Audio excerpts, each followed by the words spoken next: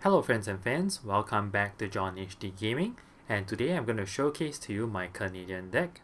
This is the pure Canadian deck without any specific bonuses, and that is to allow me access to all of the units that can be available to the Canadians.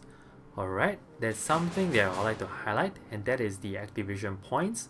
As you can see, we have over 40 activation points, and what this would suggest is that the Canadian deck may lack quality, and we have got to make it up in terms of the quantity. So that is something that you might want to bear in mind when you are making your own choices. Alright, so I'm going to show you what I've chosen. So I've chosen the Grizzly CP as my CV, and that's because it has good armor all around. It is an armored CV. I would not want to go in with a CV that is unarmored because it will be taken out very easily. The other point is that I brought in a fair number of M35 cargo trucks. These guys are fairly cheap at 10 deployment points a piece, and each one that you bring in, you can bring in 24 of them in total. The downside, however, is that their capacity is very small, so do remember to bring in a few of these guys together at each time so as not to run out of some resupply at crucial moments. Alright. The other thing to highlight is that I've chosen not to bring in the resupply helicopters, and that's because in multiplayer games I tend to see a lot of AA around. So if you do bring in your transport helicopters, I think they have a pretty good chance of getting shot down, so do bear that in mind. So that explains my choice of bringing ground-based resupply vehicles. Alright, now moving on to the infantry. I've chosen the Van Doos. These guys are pretty multi-purpose all around, and I brought in some blowpipes. These blowpipes, as you will see later, are pretty important to the deck. Now the Van Doos over here, they are pretty decent in the sense that they can hold their own, but they are not AGM squads. So what you should do with them is to place them under heavy cover, such as in the forest or in the cities, and let them take on enemy infantry as well as vehicles. Do not leave them right out in the open, they will be shot to bits. Alright, so as I was saying, these blowpipes are pretty critical, and that's because if we were to look at the support section, you would see that you have not much choice in terms of the AA. Now these guys over here, these guys are the artillery and mortar squads. Your only choice would be the M113 ADATs, and as you can see, you can only bring in a single unit of them. So these guys are very important, and their small number will mean that you have to support them with blowpipes. Alright? Now looking at these ADATs, these guys are pretty interesting because they can fire both at the ground as well as the air.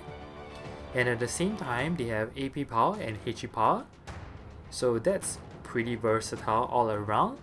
Although they are pretty expensive at 90 points a piece, but you know, since there are no other alternatives, these guys are a must in the deck as well as in your game.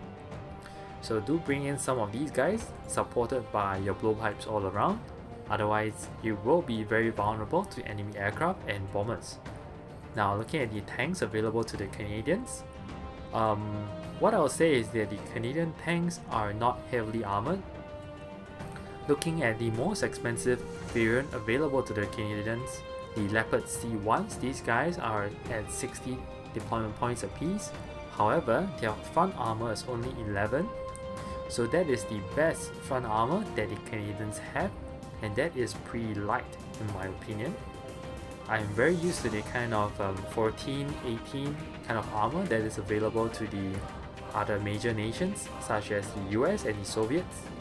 These Centurions over here, for example, their front armor is only 8, but they are fairly cheap at 35 deployment points apiece. So what I intend to do is I intend to bring in a couple of these Centurions at once to hold the front line, draw enemy fire, while allowing my ITOs over here, these vehicles over here, to deal the main bulk of the damage. Alright, so as you can see, I brought in almost everything that I can. So these guys are my damage dealers at 26-25 meters. Their range is fairly long, and they should be able to take on these tanks very easily. Alright. The downside, however, is that these guys have very light or no armor at all. So do remember where you place these guys, because if you do place them right out in the open, they will be taken out by either bombers or artillery very easily. So place these guys under protection behind your centurions or your leopards, supported by your AT-ATs and your blowpipes, and they should be fairly safe.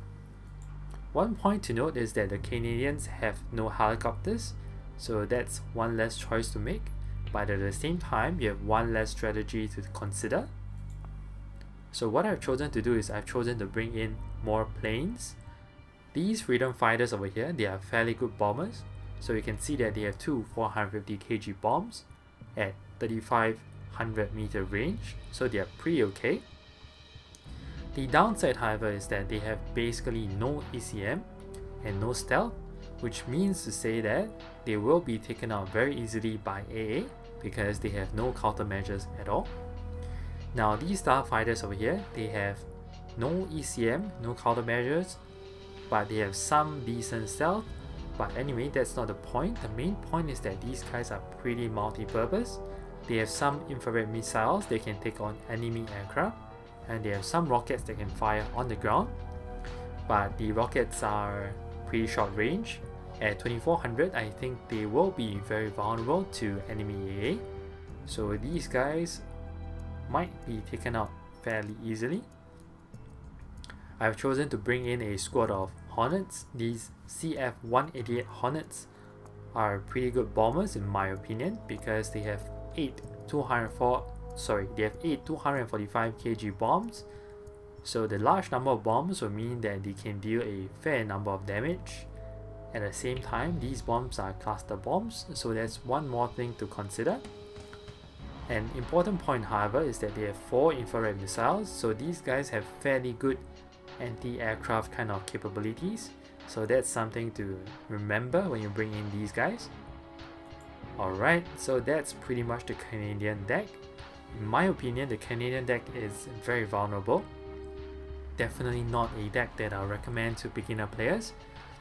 From what I can see, the Canadian deck is very vulnerable to AA, because these blowpipes may be taken out very easily by either artillery or bomber aircraft, and these AT-ATs are insufficient in numbers to offer any sort of protection or reliable protection against enemy aircraft.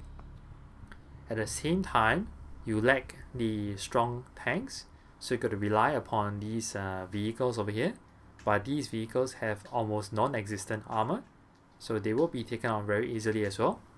So do remember that your Canadian deck, you have a lot of vulnerabilities, but you should be able to use it fairly well if you are aware of the vulnerabilities and take appropriate precautions.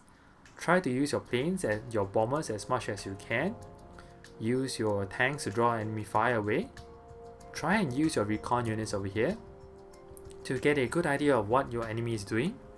So do bring in the helicopter recon, your ground-based recon, everything that you can, because if let's say you see your enemy pushing very aggressively and you are unable to hold the push, what you should do is you should retreat, pull back. There is no shame in pulling back as long as you can save your units. Alright, so that's my suggestion to you for the Canadian deck. Do give it some consideration. And yeah, do let me know what you guys think in the comments section down below. And I'll try this deck out and let you guys see how it works. Alright, so that's all from me. Signing off.